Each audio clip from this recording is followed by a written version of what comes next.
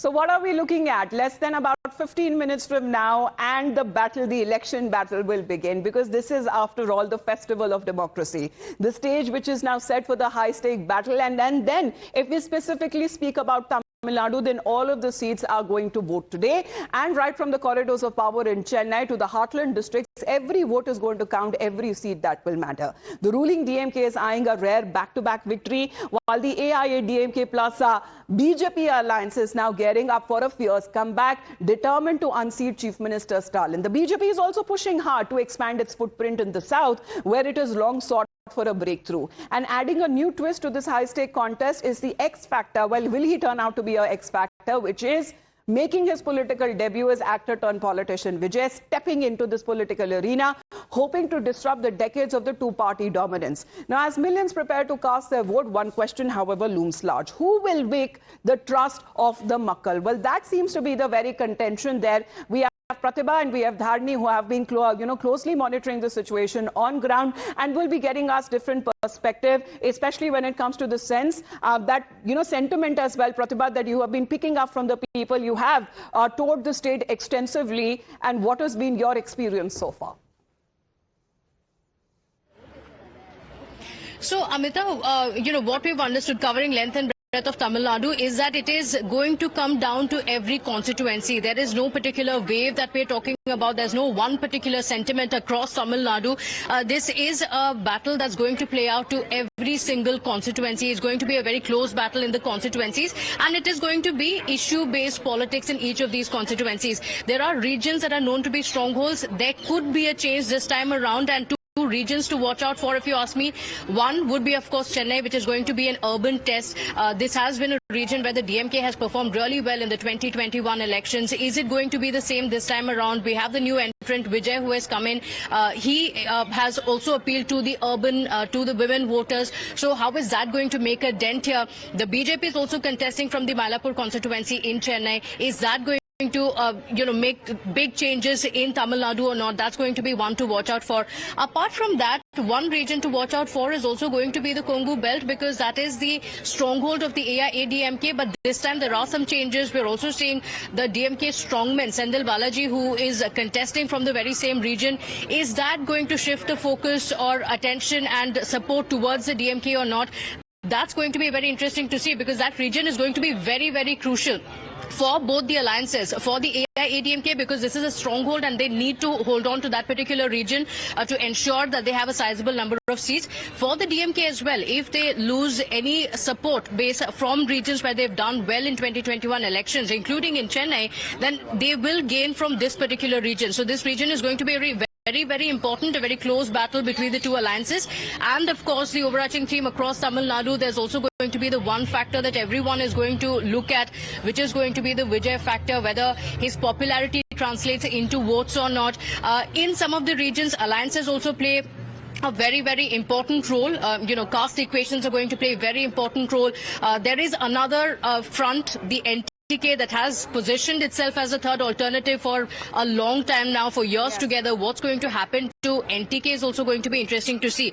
With Vijay coming in, is he going to eat into the votes of the NTK, or is it also going to emerge as a fourth alternative? Or not, or as far as the political debut is concerned, because as Pratibha mentioned, that as far as politics and cinema is concerned, it has been long intertwined in Tamil Nadu. So will it actually, his popularity translate into votes? That remains to be seen. But as far as the political parties are concerned in Tamil Nadu, they have had their fair share of controversies as well. So we'll talk about them one by one. Exactly what has now been the factors there, because Tamil Nadu and controversy, when we talk about as far as the delimitation face-off is concerned, and this is discrimination versus when it comes to the opposition's point of view being of historic injustice. And we've seen that as far as what recently happened in Parliament, with the DMK holding celebrations and calling in that we have defeated Delhi in Parliament. In the meantime, when we talk about the NEP, well, that has been another point of contention, and this is BJP looking for reforming of the overall education system, and imposition, which is convert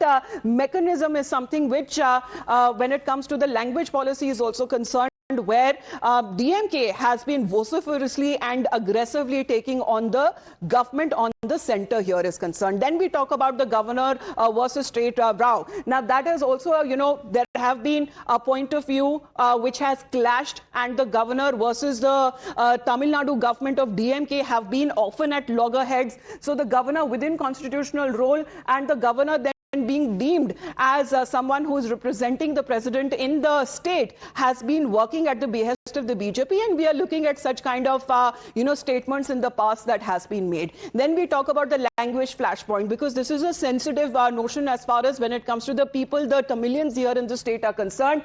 Promoting Hindi as a linked language is something that the government was looking to, but however, when it comes to the imposition of Hindi is how the DMK is trying to project, saying that this is not acceptable. Even times to, the placards that what we are looking at, the signages that we are now looking at, even on roads, even at railway station and platforms, they have raised this issue. The Sanatan issue is another one, which of course Dharani is interesting to see, because the BJP has been calling the party to be an insult to Hindu faith, and recently Chief Minister Stalin issued a video message where he has denied, saying that this is a narrative, an anti-Hindu narrative that has been built by the BJP.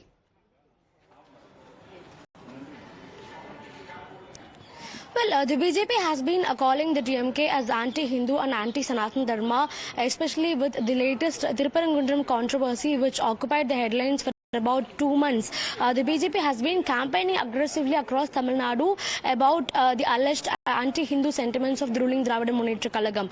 They say that in Tirupparankunram, the DMK government did not allow the lighting of the holy lamp on the Deepathun despite multiple court orders, and this just proves how anti-Hindu they are, how anti-Sanatan they are, is what the BJP has been telling all this while. On the other hand, Chief Minister M.K. Stalin has put out a video message on the last day of the campaign, in which he told that under the DMK government for the past 5 years, more than 2,000 temples, they've had consecration ceremonies, and temple lands worth 7,000 crores, they've been retrieved by the government authorities.